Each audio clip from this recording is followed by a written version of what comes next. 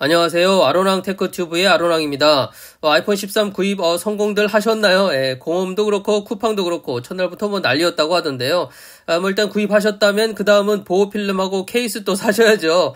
애플케어 플러스 가입하고 생폰으로 사용하실 분들도 분명히 많으시겠지만 뭐 여전히 보호필름과 케이스는 뭐 거의 필수죠. 그래서 오늘은 쓸만한 투명 케이스 한번 살펴볼까 합니다. 자, 일단 제가 제 스스로 이 투명 케이스 쪽은 뭐 중국 내 생산에서부터 도매, 소매, 뭐 나름 좀 빠삭하다고 생각하는 편인데요. 그래서 선택 기준도 조금 까다로운 편입니다. 투명 케이스 구입할 때 체크 포인트. 첫 번째는 이 휴대폰에 씌웠을 때 얼마나 타이트하게 잡아주느냐. 이 휴대폰을 잡았을 때 사이드 부분이 움직이는 듯한, 그래서 살짝 뜨는 제품들이 은근히 많기 때문에 가장 기본적으로 봐야 하는 포인트 중에 하나입니다. 두 번째는 사이드 상단 부분이 얼마나 매끄럽냐. 이게 무슨 말이냐면 엄지로 제스처를 했을 때 옆면 상단의 모서리 부분이 날카롭거나 꺼끌꺼끌하거나 그런 제품이 있거든요. 특히 보호필름을 붙였을 때 그런 문제가 없는지 여부. 세 번째는 버튼 눌림이 뻑뻑하지 않고 부드럽게 잘 눌리느냐. 이 손가락 피곤하게 눌리는 제품들이 은근히 많습니다. 네 번째는 특히 이번 아이폰 13 시리즈 같은 경우에 카툭티가 심하기 때문에 카메라 전체를 보호하느냐, 그러니까 렌즈까지 보호해 주느냐, 아니면 이 테두리만 보호를 해주느냐, 이것도 좀 봐야 할 부분인 것 같습니다. 그래서 제가 구입한 제품은 총 5가지, ESR, 슈피겐, 베이서스, 유그린, 그리고 토라스입니다. 자, 케이스를 보시기 전에 보호필름부터. 일단 보호필름은 그냥 한 가지만 구입했습니다. 아이폰 12 프로 사용할 때 이미 여러 개 구입해가지고 테스트를 한 후에 선택했던 제품이기 때문에 13 때는 그냥 바로 질러버렸어요. 바로 토라스 제품인데요. 이 제품의 장점은 크게 두 가지 정도인데, 하나는 스피커 쪽 이 먼지 방지망이 휴대폰 사이즈와 좀 잘 맞아떨어지는 편이고요. 또 하나는 엣지 부분이 들뜸이 없고 부드러워서 제스처할 때 걸리는 느낌이 없다는 겁니다. 그리고 여러 가지 케이스와 궁합도 괜찮고 엣지 부분의 먼지도 다른 제품들에 비해서 좀 덜 묻어나는 편이기도 합니다. 중국 내에서의 가격은 2장에 48위안, 약 8,600원이에요. 자, 이제 케이스 쭉 보도록 하겠습니다. 먼저 토라스 건데요. 후면 카메라 전체가 보호가 되고 이 후면은 젤리가 아니라 PC, 그러니까 플라스틱입니다. 측면은 TPU, 흔히 말하는 젤리 마감이고요. 색상은 보면 이게 완전 투명이 아니라 청색빛이 좀 돌죠. 씌웠을 때 측면의 타이트함이라든지 전체적으로 큰 단점이 없는 제품입니다. 가격은 58위안, 약 10,000원인데 참고로 일반 보호필름을 같이 서비스로 줍니다. 이 두 번째는 베이서스 제품입니다. 역시 후면 카메라 전체가 보호가 되고요. 특이점은 후면이 PC 플라스틱 마감인데 이 불투명하게 처리가 됐어요. 옵션에 보면 검정색이 살짝 들어간 마감도 있긴 합니다. 베이서스도 큰 단점은 없는데요. 후면이 불투명이기 때문에 색이 더 다운돼 보이는 느낌이 있어요. 가격은 48위안, 약 8,700원입니다. 세 번째는 제일 먼저 구입했던 ESR 제품인데요. 이거는 전체가 TPU 재질이고요. 역시 후면 카메라 전체가 보호가 됩니다.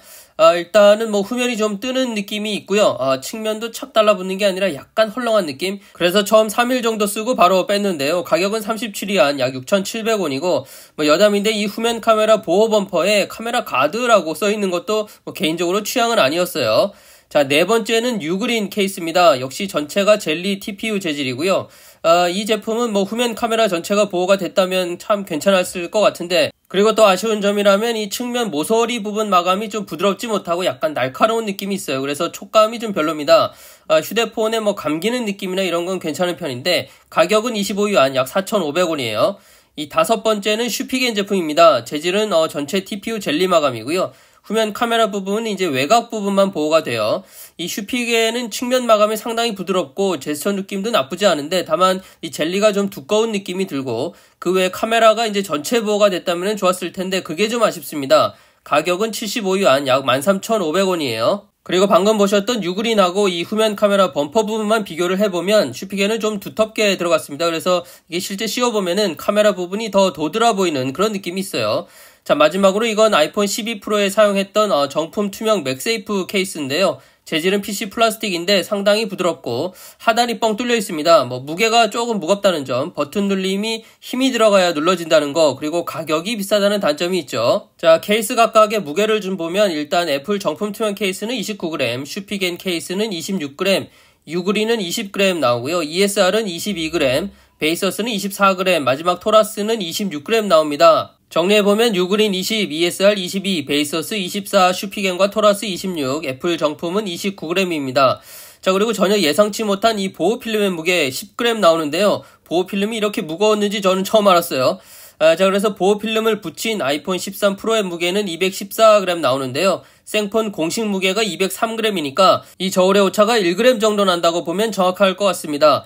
자, 제품별 측면 모서리 마감 부분을 이제 전체적으로 비교를 해보면 각자 나름의 모양으로 에어 쿠션을 넣은 걸 볼 수 있는데요. 정품 케이스를 제외하고는 다 하나씩들 들어가 있습니다. 그리고 하단 마감을 보시면 슈픽에만 유일하게 스피커 구멍이 하나만 뚫려 있습니다. 다른 제품들은 이 모두 스피커에 맞게 각각 구멍이 뚫려 있는데, 그리고 애플 정품 케이스는 하단이 완전히 뚫려 있죠. 요건 장단점이 있습니다. 예를 들면 외부 마이크 같은 거, 애플 정식 호환 액세서리들이 생폰 기준으로 나오기 때문에 하단이 막혀 있으면 사용하는데 오히려 좀 더 불편한 점도 있고 그래요. 그리고 마지막으로 이제 지금까지 보신 서드파티 제품들은 이 맥세이프 충전기가 되긴 하는데 자력이 좀 떨어지게 됩니다. 그래서 이 맥세이프를 메인으로 충전하고 계신 분들은 후면에 맥세이프 대응 자석이 있는 제품으로 구입하셔야 불편함 없이 사용할 수 있으니까요. 이 부분 참고하시고요. 결론적으로 제가 선택한 케이스는 저는 토라스 제품을 씌웠습니다.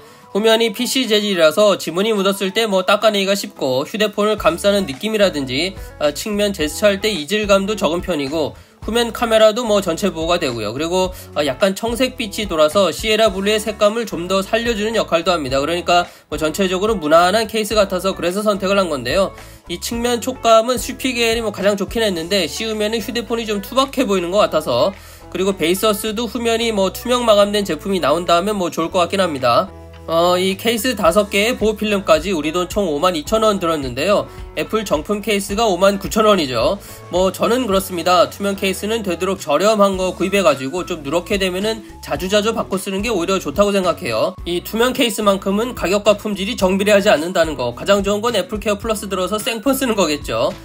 그리고 마지막으로 제가 특정 업체에 의뢰를 받거나 한 건 없습니다. 평소에 쓰던 브랜드들 그냥 임의로 선택해서 구입한 거고요. 앞서 말씀드린 개인적인 선택 기준으로 직접 사용해보고 말씀을 드린 거니까 이런 부분은 오해가 없으시길 바랍니다. 자, 오늘 준비한 영상은 여기까지고요. 저는 다음에 또 뵐게요. 감사합니다.